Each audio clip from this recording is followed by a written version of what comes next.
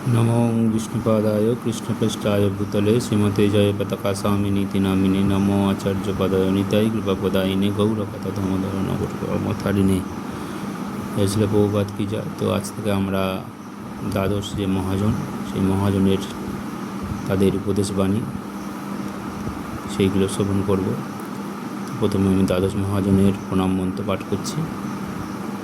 নমো সাধুভ্যো মহাজনেভ্যো ঋতাকাঙ্ক্ষিভ্যো সর্বলোকনম নমো বিধাত্রে নারদায় চ নমো শিবায় কুমারেভ্যশ্চ নমো মানবে কপিলায় চ প্রহ্লাদায় চ জনকায় চ নমো ভীষ্মায় কৃতান্তায় চ বলিনে চ সুখদেবায় চ। সর্বলোকের হিতাকাঙ্ক্ষী শ্রী ব্রহ্মা, শ্রী নারদ, শ্রী শিব, চতুষ্কুমার, বৈবসত্য মনু, দেবাহতি পুত্র কপিল, প্রহ্লাদ, রাজর্ষি জনক, গঙ্গাপুত্র ভীষ্ম, শ্রী যমরাজ, দৈত্যরাজ বলি ও শ্রী সুখদেব গোস্বামী প্রমুখ সত্যশীল মহাজনদের পাদপদ্মে আমি বারংবার প্রণতি নিবেদন করি। তো প্রথম দ্বাদশ মহাজনের মধ্যে আছেন কে? শ্রী ব্রহ্মা। তো আজকের আমরা ব্রহ্মা সম্বন্ধে তার যে উপদেশ সেটা আমরা শ্রবণ করব। তো শ্রী ব্রহ্মা গর্ভোদকশায়ী বিষ্ণুর নাভিপদ্ম থেকে ব্রহ্মার জন্ম। শ্বেত বরাহ কল্পে ইনি জন্মগ্রহণ করেন।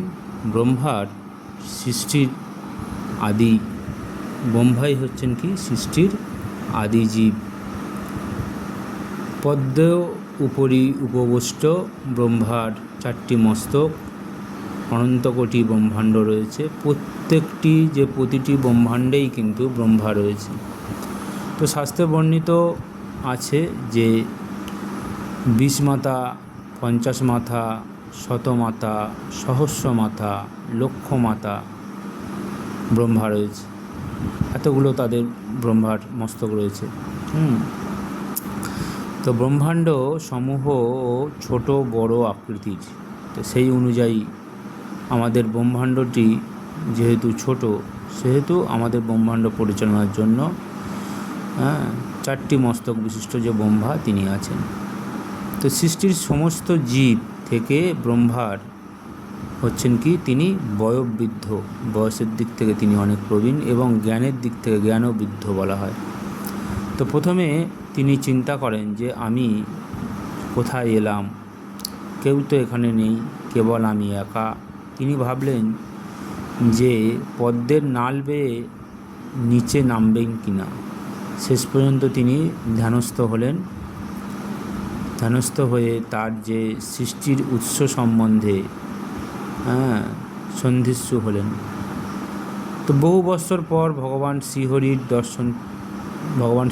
দর্শন দান করলেন।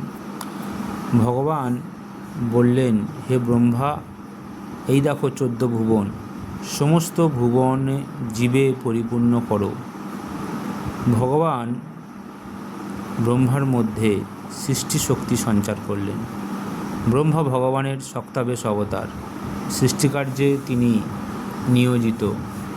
ব্রহ্মা নিজ অঙ্গ থেকে মুনি, ঋষি ও মরীচি প্রমুখ প্রজাপতি সৃষ্টি করলেন। তিনি তাদের কাউকে তপস্যা আচরণের নির্দেশ দিলেন, কাউকে বা সাংসারিক কাজকর্মের নিয়োজিত করলেন। তারপর ব্রহ্মা চিন্তা করলেন, আর নিজের থেকে এইভাবে সৃষ্ট না করে নারী পুরুষের মাধ্যমে সংসার সৃষ্টি করা হোক। তার সংকল্প অনুসারে মানস পুত্র রূপে মনু এবং মনুর অর্ধাঙ্গিনী রূপে শতরূপাকে সৃষ্টি করলেন। তারা মিলিত হয়ে প্রিয়ব্রত ও উত্থানপাদ নামে 2 পুত্র এবং আকুতি, প্রসূতি, দেবহূতি নামে 3 কন্যার জন্ম দেন। তাদেরকে উপযুক্ত পাত্রপাত্রীর হাতে সমর্পণ করা হয়। ক্রমে ক্রমে ব্রহ্মার দ্বারা সৃষ্টিকার্য ব্যাপকভাবে পরিচালিত হতে লাগলো। সৃষ্টি করার জন্য ভগবান ব্রহ্মাকে রজগুণ দিয়েছিলেন।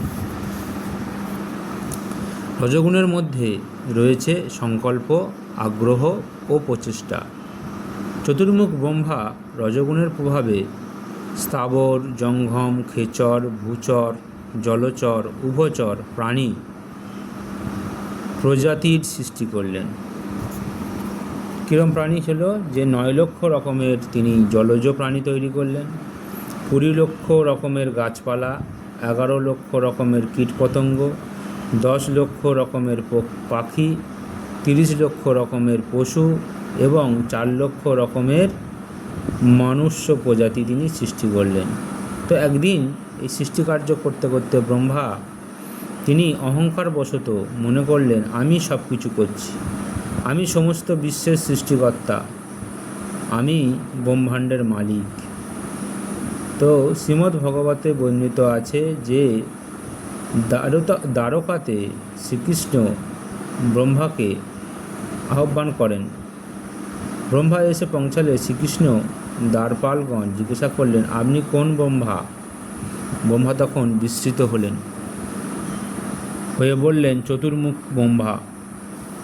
তারপর সভাকক্ষে যখন তিনি প্রবেশ করলেন, দেখলেন বহু বহু ব্রহ্মাণ্ড থেকে আগত অসংখ্য ব্রহ্মা সেখানে উপস্থিত হয়ে শ্রীকৃষ্ণকে প্রণতি নিবেদন করছেন। আমাদের চতুর্মুখ ব্রহ্মা তখন নিজেকে খুব ছোট বলে অনুভব করলেন। শ্রীকৃষ্ণ প্রত্যেক ব্রহ্মার সঙ্গে কুশল বার্তা জিজ্ঞাসা করলে একে একে তাদেরকে বিদায় করে দিলেন। তখন চতুর্মুখ ব্রহ্মা বিষণ্ণ মুখ দর্শন করে শ্রীকৃষ্ণ বললেন, হে ব্রহ্মা, বলুন আপনার কি অভিপ্রায়? ব্রহ্মা বললেন, আমি বড় অভিমানী। আমি মনে করেছি যে আমি সবচেয়ে শ্রেষ্ঠ ব্যক্তি, কিন্তু আমার সেই মোহ দূর হয়েছে। আমার চেয়েও অসংখ্য কোটি শ্রেষ্ঠ ব্যক্তি রয়েছে, তা আমি এখন বুঝতে পারলাম। আমার এই 14 ভুবন বিশিষ্ট ব্রহ্মাণ্ড ছাড়াও অনন্ত কোটি ব্রহ্মাণ্ড রয়েছে। এবার আমার সেই বুদ্ধি জন্মেছে। হে ভগবান, এখন আমি বুঝেছি যে আমি সবার চেয়ে ক্ষুদ্র, আমার চিন্তাধারাও অতি ক্ষুদ্র। আপনি দয়া করে আমার সমস্ত অভিমান ও অহংকার দূর করুন এবং আমাকে আপনার চরণে শুদ্ধ ভক্তি প্রদান করুন।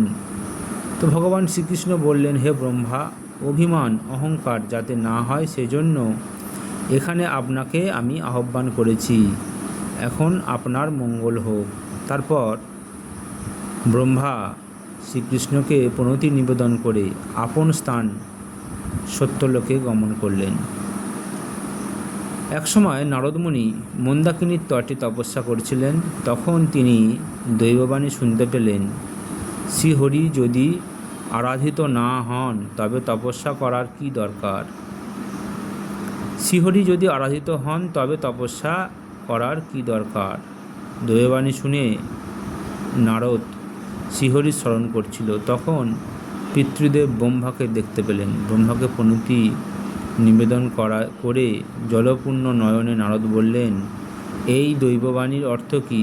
ব্রহ্মা বললেন, হে বৎস, যদি কোনো ব্যক্তি ভক্তি সহকারে শ্রীহরির আরাধনা করেন তবেই সেই ব্যক্তি তীর্থভ্রমণ তপস্যার কোনো প্রয়োজন নেই। ভারতবর্ষে কৃষ্ণ মন্ত্র উপাসক জীবনমুক্ত ব্যক্তির পক্ষে তপস্যার প্রয়োজন হয় না।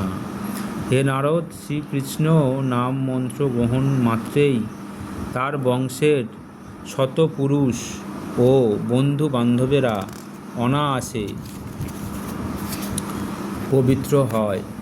শ্রীকৃষ্ণ সেবা থেকে অন্য কোনো ধর্ম বড় নয়, অন্য কোনো তপস্যা শ্রেয় নয়।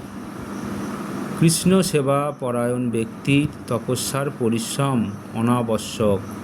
হে পুত্র, শ্রীকৃষ্ণ মন্ত্রে ব্রতী ব্যক্তি মহাপবিত্র। তার তীর্থস্থান, তার অনশন, তার বেদ অধ্যয়ন বিড়ম্বনা মাত্র।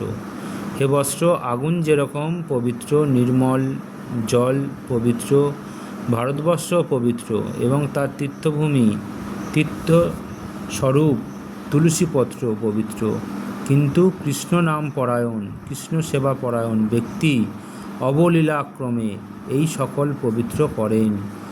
আর এরাও সাদরে কৃষ্ণভক্ত ব্যক্তির স্পর্শ বাঞ্ছা করেন। বসুন্ধরা হরিভক্তিতে পদধূলি দ্বারা তাৎক্ষণিক পবিত্র হন। হে নারদ, জানবে যে এই ব্রহ্মাণ্ডে কৃষ্ণসেবক অপেক্ষা আর কোনো বস্তু, কোনো ব্যক্তি অধিক পবিত্র নয়। তো হরিবল। তো আমরা আবার এই যে দ্বাদশ মহাজনের মধ্যে প্রথম মহাজন যিনি ব্রহ্মার সম্বন্ধে তার যে উপদেশ, সেটার বাকি অংশ আমরা পরবর্তী পর্বে আলোচনা করব। জয় শ্রীকৃষ্ণ চৈতন্য প্রভু নিত্যানন্দ শ্রী অদ্বৈত গদাধর শিবাসাদি গৌর ভক্তবৃন্দ। হরে কৃষ্ণ কৃষ্ণ কৃষ্ণ হরে হরে, হরে রাম রাম রাম হরে হরে।